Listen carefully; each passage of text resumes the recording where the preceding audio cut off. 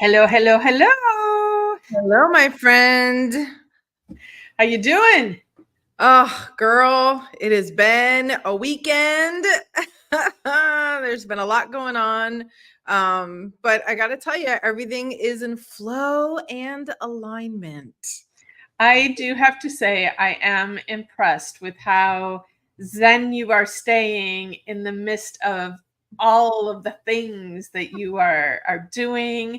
And it also speaks volumes to all the work that we do and everything that we're trying to share with our audience about how you can stay completely calm in the storm of life and you can manifest things the way you want them to be in your life. And Yep. yeah. Just this morning, my kids, we have breakfast together. We have breakfast and dinner together every day, right? And so we're having breakfast, and my daughter's like scrolling, and she came across that one like TikTok or whatever, one of the social media ones that's like the spiritualists call it manifestation, the scientists call it placebo effect, the religious call it prayer. There's a couple more examples, and then it says, but no one is denying its existence. We're just arguing over what to call it. And so for me, it's right, just declaring it like this is going to work. And so I'll tell you a funny story. The other day, I have a client who brought in her sister. And this whole time, so for those that don't know, I am selling my house. We're moving. And so I have had so much of this furniture for so many years, and it's all in pristine condition. And you know me, I have this emotional attachment to wood for some reason. I don't know. It's my furniture. So I don't want to just put it out on the side of the road. Like I want it to go to a really good family, that sort of a thing. And so I've been just putting that thought out there, like this is going to go to the perfect person. It's going to go to the perfect person. Like I'm not even going to try and put it on OfferUp. I'm not even going to try and put it on Facebook Marketplace. Just the perfect person is going to show up. And so back to my client. So she comes the other day and she brings her sister, like for moral support. And we start talking. Of course, we immediately get along. And of course, because this is how the universe works, she says to me, "Oh man, I just had to return this bedroom furniture because it didn't fit in my house." And I said, "Funny thing, I have a set that is in perfect condition. Do you want it?" And she's like, "Absolutely." And I said, "I also have this other Ethan Allen piece that I love to death, and I want it to go to the like a good family." And she's like, "I love furniture and I need furniture." And I'm like, this is exactly how it works. So all I did was literally put the thought in my head that someone's going to come get this. And, you know, it did go to the very last minute because yesterday was the last day that we were in our house, and they came right at 3 o'clock and they picked up all the furniture, and it was the very last thing done in the house. But it was literally no effort, no strain, no stress on my part. I simply declared it and just waited for the opportunity to arise, right? And when it did, because I was looking for it, I recognized it. And it could not have been more perfect. The girl lives like 9 minutes from my house. Incredible. That is perfect. And yes, declaration is so, so powerful. I have been working a lot with declaring it out loud. There's declaring it in your mind, but when you declare it out loud, putting that frequency out there, the vibration out there, um, I think it's a little bit more powerful than just thinking it or just writing it. When you put them all together, it's extra powerful. Yeah, I totally agree. I totally agree. So let that be a lesson to you people. Get it out there. Just declare, just declare, just declare.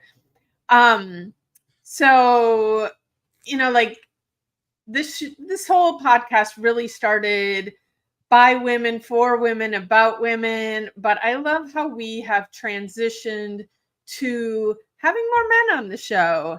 And I have this whole thing that started with my journey to Egypt in 2017 and receiving the message from ISIS that it's up to us women to heal ourselves and, to bring balance back to the feminine, masculine again in this world. But I also want to acknowledge there are so many men out there doing the work, and I see you, I appreciate you. And so our guest that we're bringing on today is someone that I know through multiple mediums. And we recently did a 40-day Course in Miracles journey together with some other friends of ours. And, I had mentioned to him in the past, if you want to be on the podcast, let me know. And he reached out a little bit ago and said, I'm ready to be on the podcast. So I'm excited to see what he's going to share about his journey with us. So let's give a warm round of applause for Richard. Welcome to the show, Richard. Hi, how are you? Thank you for the invite. And yes, I am ready to share. Thank you for showing up. Can you first share with our audience, please? We know who you are, but most of them don't. So tell them who you are and a little bit about what you do and what you're passionate about. Well, my name is Richard Demarest. I'm 54, a building contractor in Southwest Florida. And that's been my passion my whole life. Constructing, designing, building. And so who knows what's going to happen from here? Like I'm tweaking and changing things. And so I'm excited about what my future holds as far as work and other things. So, I've been here pretty much my whole life. So in this area, so it's nice to see the changes and the growth, and my kids are here and they're starting families, and so it's nice. Awesome. What I love is finding people in like what would maybe be considered not necessarily very spiritual, healing kind of areas in life, and looking at like when people in those realms start to tap into their personal growth and these kind of things, and then how can you bring that into your profession.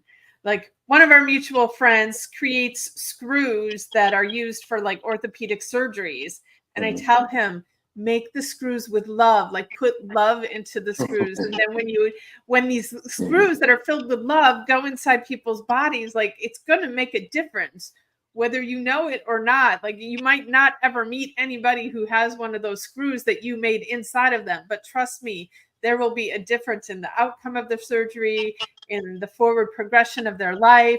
I'm just thinking like people who are constructing and building, like if you put love into that, like everybody who comes into that space is going to be affected by that. And so I'm just curious if you've had any thoughts along those lines.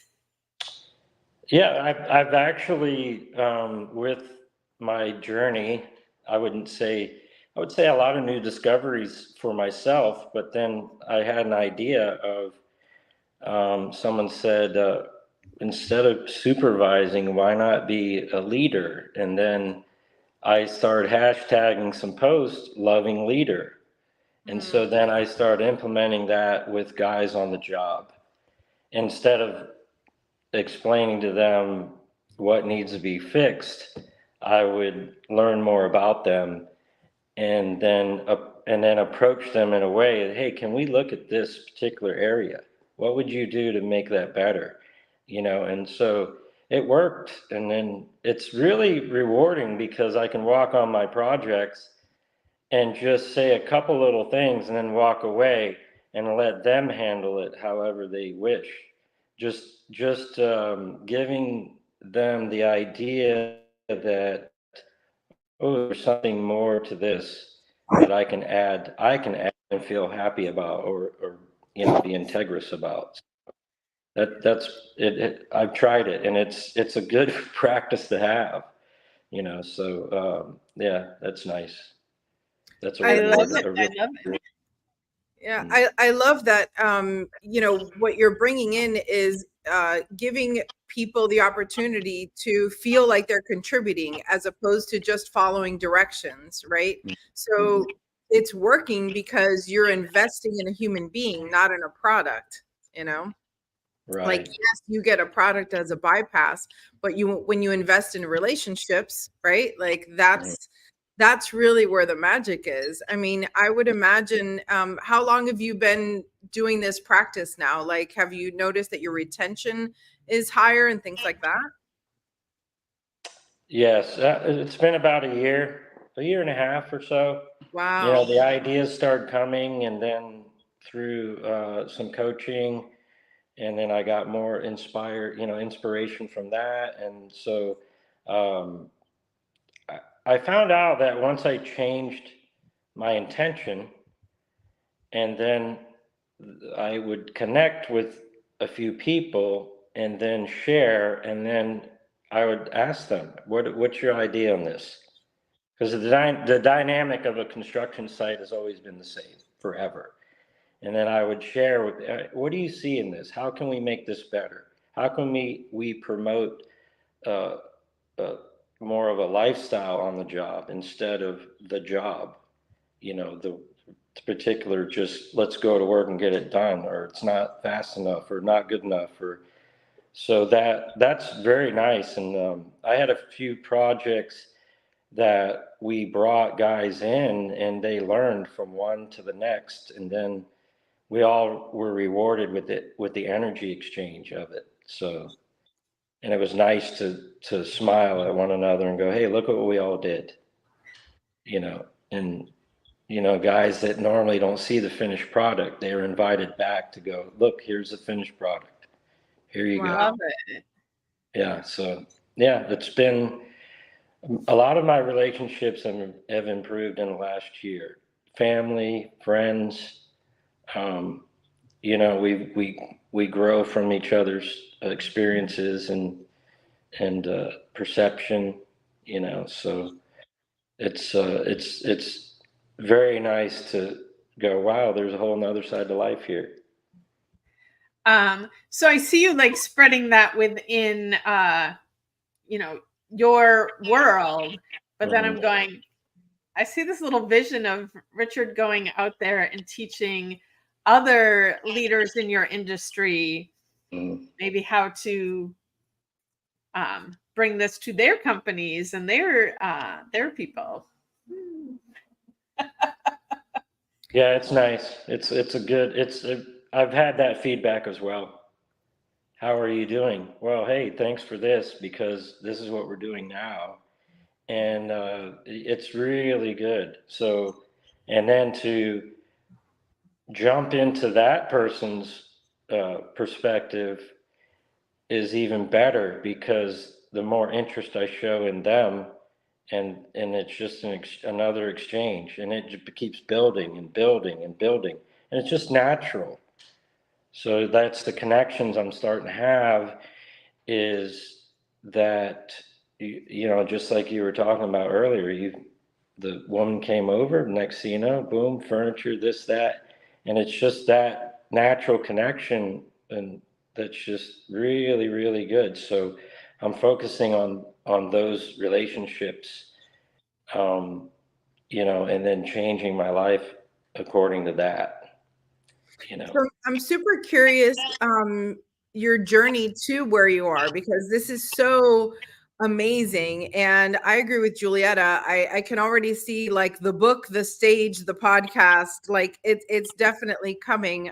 So groundbreaking, like Julietta says, to hear someone in such a masculine industry be in touch with that loving side, like to bring love to construction. My goodness, what the implications of that, I think, are amazing.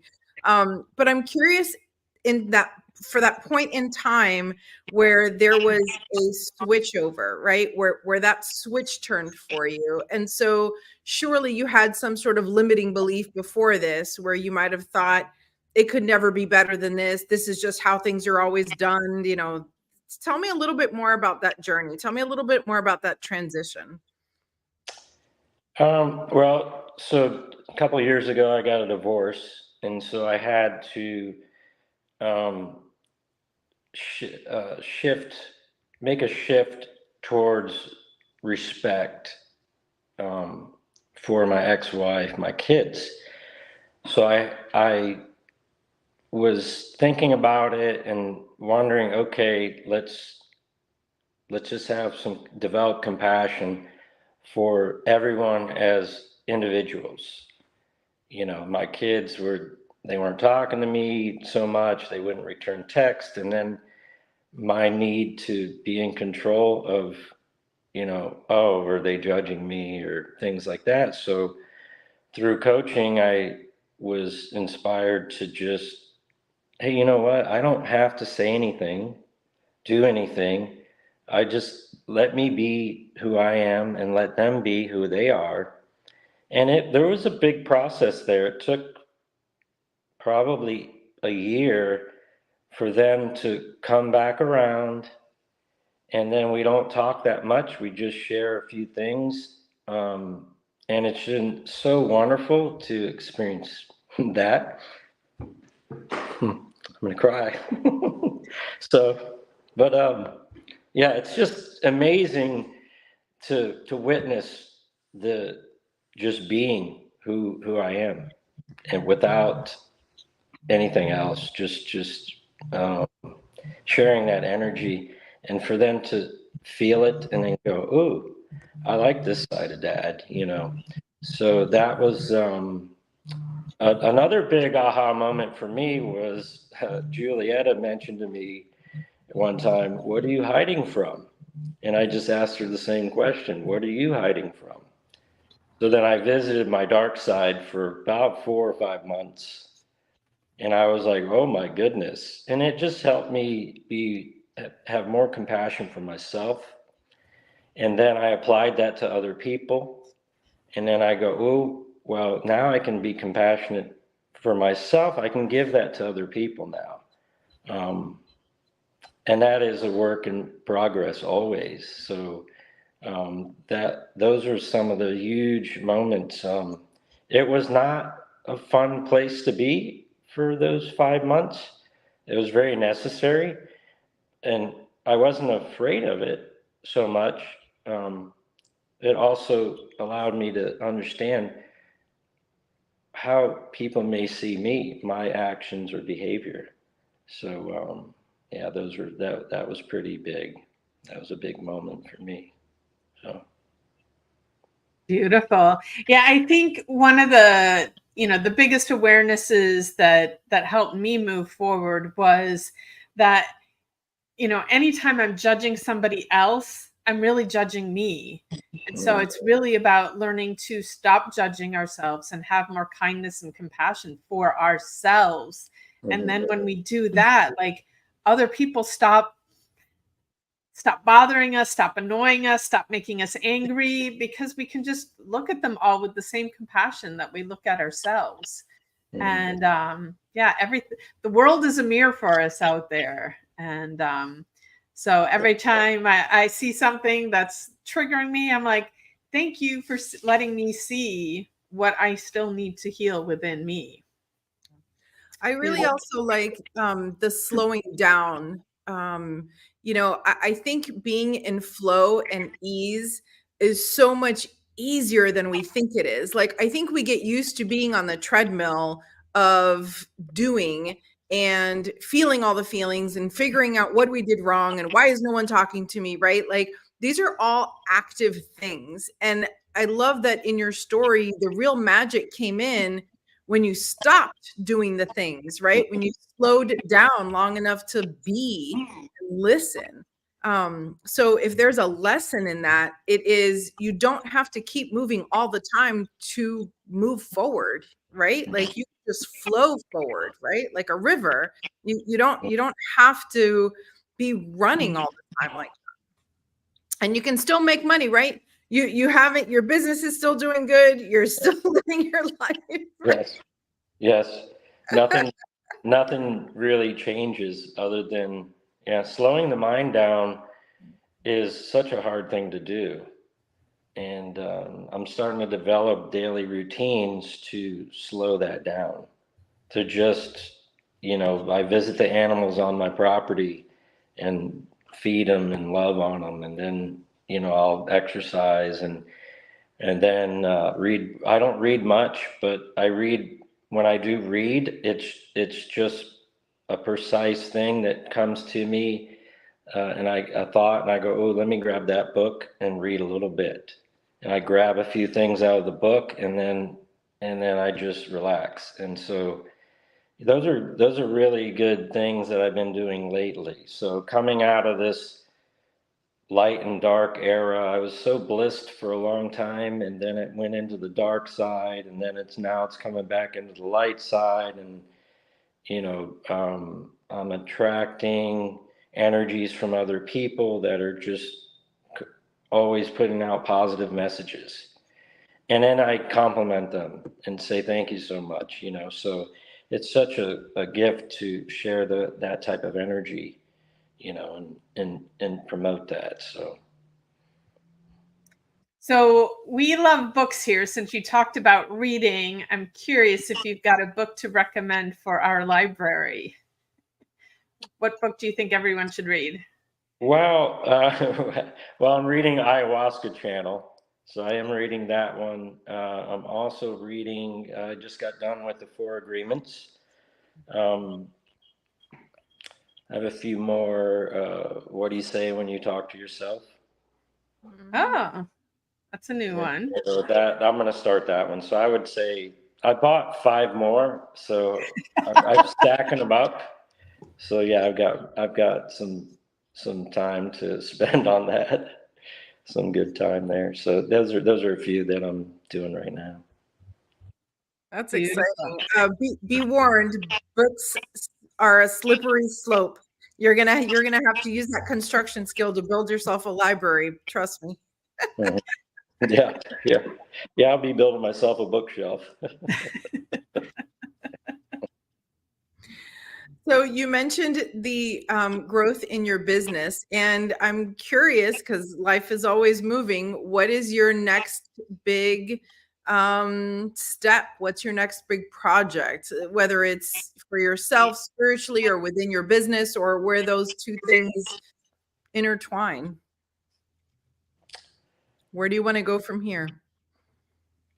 So I'm going to advertise some new products, and then and change my business from like brick and mortar to more advertising, phone calls. So I can operate that part anywhere I want to. So it'll be more of a mobile type situation, remote work situation that will allow me to travel and do things that I've never really done before. And then just keep aligning myself spiritually, and then offering my self compassion. So it's more growth for myself. It's sharing that with other people, and then so that's really what it is. I think with the growth in my business, so I doubled my money last year, working less hours, Beautiful. offering more as a being, right? So not as a boss or a contractor slash I'm the guy in charge. And so I've noticed the huge difference. So the excitement is, I went to a spiritual seminar and they said, it's all here. When you do this, everything else comes to you. Everything else comes. You're going to attract money. You're going to attract success. You're going to attract higher vibrational people. You're going to allow dark energies to pass through you. So these are things I'm very excited about. So the growth will continue from every day for the rest of my life. Yay. What a beautiful example. What a beautiful, and so well said. Thank you so much for sharing that. My goodness. Thank you. So I'm just curious if you had one message that you really want to make sure hits home with our audience, what message would that be?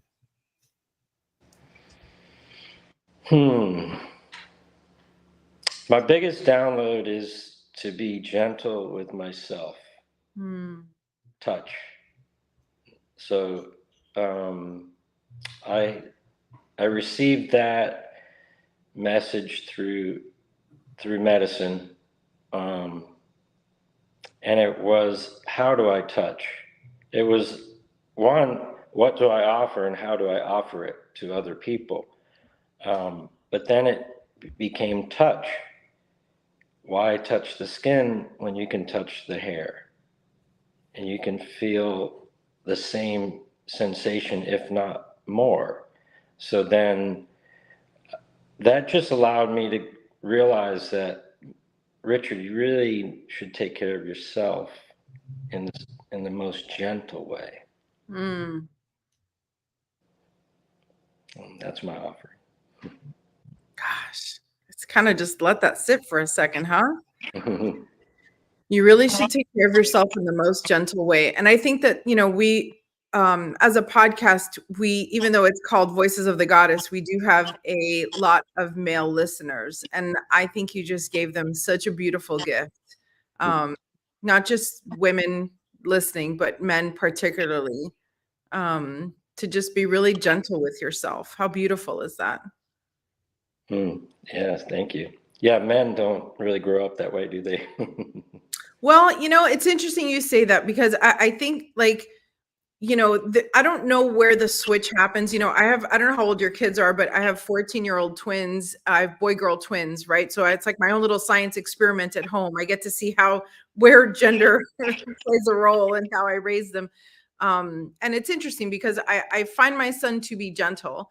And I also am curious if there's going to be a point in his life where, it kind of switches a little bit and he becomes a little bit more, a little bit less gentle. I don't know. I don't know. It's really interesting. Like, where does that happen for men? Why? And how do we not do that? How do we keep gentle boys to be gentle men? Right. Right. Right. Still maintain that productivity, that, go-to attitude, get things done, be the protector, like all the beautiful masculine things, and to be gentle with yourself. How do we do that? I think some of that too is understanding that gentleness does not mean weakness. Correct. And, so many of these traits have been labeled as weak. And I think allowing yourself to be gentle is a superpower. There's so much strength in that. And, I also think part of this comes from, the society that we have all created as a collective. Even as women, it's really difficult for us to be gentle, even though we're supposedly the more gentle gender. But I see so many of us, and I know me in my past, I haven't been very gentle with myself. And so it's a beautiful skill that we all get to learn and nurture, and show others the way of how gentleness can be a superpower, a strength. Yeah, that's the true my true vision for myself is that I was always good at taking care of everyone else, but not myself. And then I realized several things about, from traumas to, man, why are you letting those people run over you?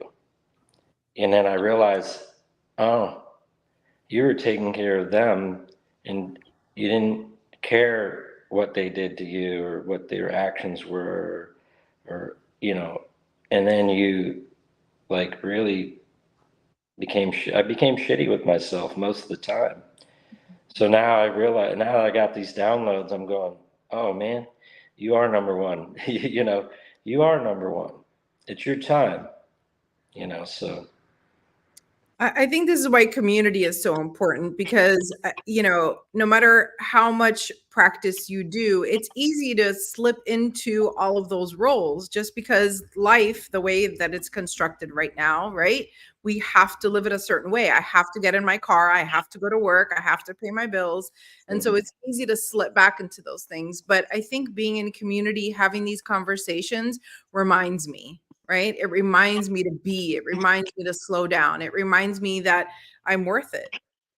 God knows how many times Julietta has had to shake me and go, listen to me, you're good at this, You're right. Right. Oh my goodness. Yeah. We all need reminders. And we're here to remember. This is part of the remembering. So I love it. Richard, the show has been amazing. I'm like, our editors are they're gonna be overwhelmed with what was the best thing to pick out and put into those shorts that they make for us. So many beautiful messages, and thank you for being a way shower for men, how to be gentle and be kind to themselves. And I love everything you're doing. So, and thank you for being brave enough to step up and be on the show with us. We appreciate you. Absolutely. I am very much looking forward to seeing what comes next for you. And whatever you launch next, I will definitely have my son listen in. First of all, he's gonna be the first one to hear this podcast. That's for sure. Excellent. Thank you so much, ladies. Thank you. Thank you to all of our listeners for tuning in, and I want to wish everybody a magical day.